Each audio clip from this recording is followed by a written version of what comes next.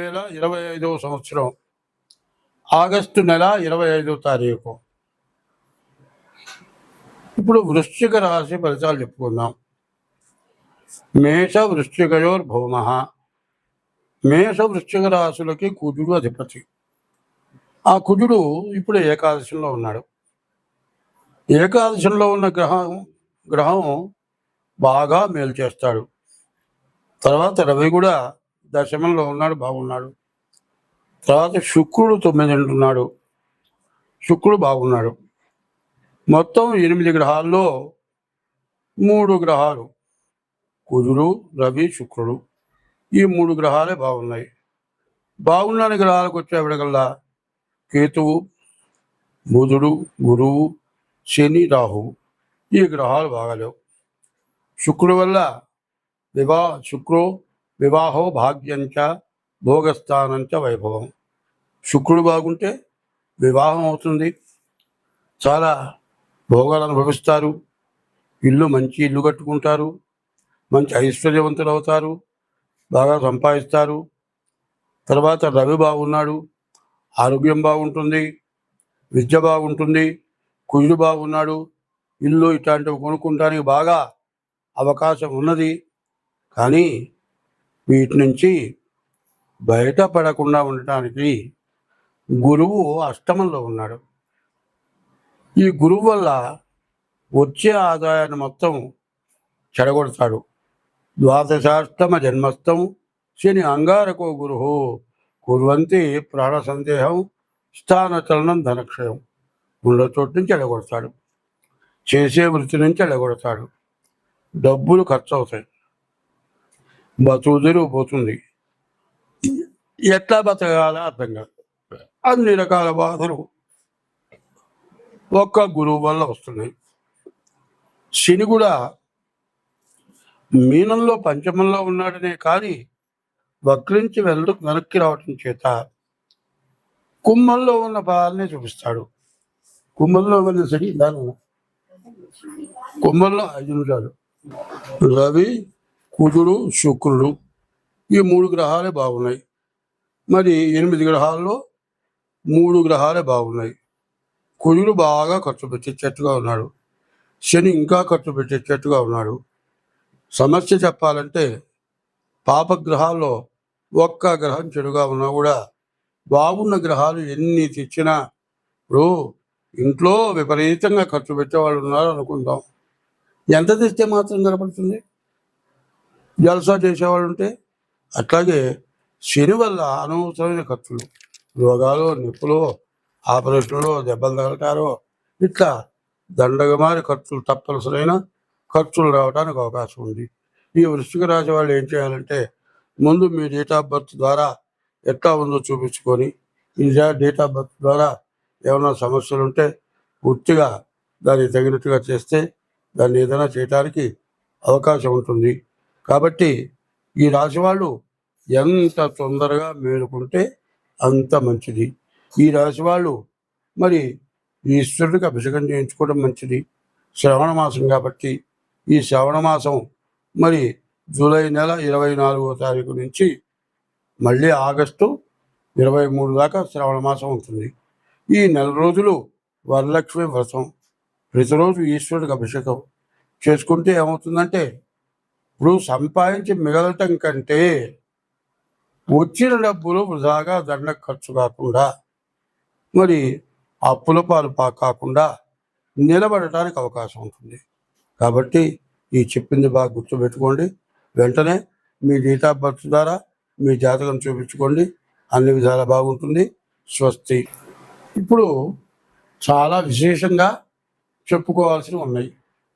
ఆ కా మా వై, ఆషాఢం, కార్తీకం, మాఘం, వైశాఖం, ఇవి చాలా విశేషమైన నెలలు. ఆషాఢంలో ఆషాఢ శుద్ధ ఏకాదశి, తొలి ఏకాదశి రోజున శ్రీ మహావిష్ణువు పాలసముద్రంలో యోగ నిద్రలో ఉంటాడు. కార్తీక మాసంలో కార్తీక శుద్ధ ఏకాదశి రోజున తులసి వనంలో భూలోకంలోకి వస్తాడు. కాబట్టి ఈ నెలలు చాలా విశేషమైనవి. ఏమిటంటే ఆషాఢ మాసం మరి తొలి ఏకాదశి, మరి చెట్లు దిగొచ్చి బాగా మొక్కలు మొలిచే టైము. తర్వాత శ్రావణ మాసం, వరలక్ష్మి వ్రతం, ఈశ్వరుడు అభిషేకం చేసుకునే రోజులు. మరి భాద్రపద మాసం వచ్చేవాళ్ళకల్లా దేవతల కంటే విశేషమైన వాళ్ళు పితృదేవతలు. శ్రావణ బహుళ పాడ్యం నుంచి అమావాస్య వరకు కూడా ప్రతివాళ్ళు కూడా పితృదేవతలకి మరి వాళ్ళకి శ్రాద్ధం పెట్టాలి. కనీసం తర్పణైనా చేయాలి. దర్భ వేలికి పెట్టుకొని తర్పణ చేస్తే ఆ తర్పణ చేసిన తర్వాత జంజం ఏం చేస్తాము, దండలాగా వేసుకొని నేల మీద నీళ్లు పిండి కళ్ళగద్దుకుంటాము.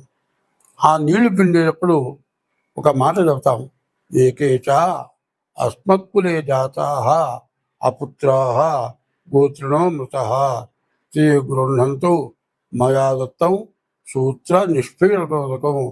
ఈ సమయంలో పితృదేవతలకు తర్పణ చేశాము.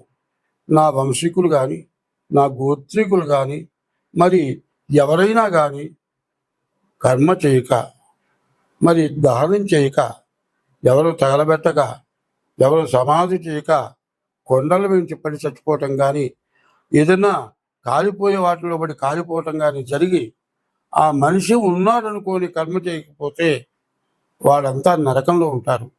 వాళ్ళందరికీ కూడా ఈ జన్యంతో పిండిన నీళ్ల వల్ల వాళ్ళకి ఉత్తమ గతులు కలుగుగాక. ఏకైచ అస్మత్కులే జాతా, నా కులంలో పుట్టిన వాళ్ళు, అపుత్రాహ పిల్లలు లేని వాళ్ళు, గోత్రుడో మృత గోత్రీకులు లేని వాళ్ళు, గోత్రుడో మృత గృహంతో ఈ జన్యం నీళ్ళలో ఉంచి కింద భూమి మీద పిలుస్తున్నాను. వీళ్ళు నరకంలో ఉంటే మోక్షానికి పోవాలి అని చేస్తున్నాం. దేవతా పూజల కంటే పితృదేవులకి తలకి భాద్రపద మాసంలో బహుళ పక్షంలో కనీసం తిలోదకాలైనా ఇవ్వటం మీరు పితృ రుణం తెచ్చుకున్నవాడు అవుతారు.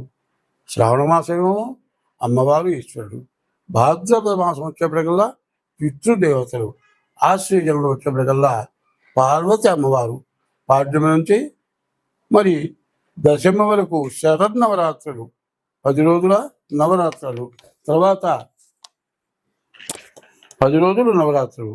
మరి కార్తీక మాసం వచ్చేప్పటికల్లా ఈశ్వరుడు పూజలు. కార్తీక మాసంలో కార్తీక శుద్ధ ద్వాదశి రోజున విష్ణుమూర్తి భూలోకంలో తులసి వనంలో సాక్షాత్కరిస్తాడు. ఆ రోజున దేవుడు ఎక్కడ ఉన్నాడో మనకు తెలియదు.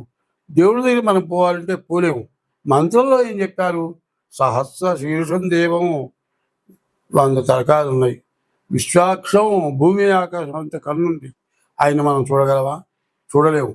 ఆయన సూక్ష్మ రూపంతో తులసి వనంలో ఉంటాడు.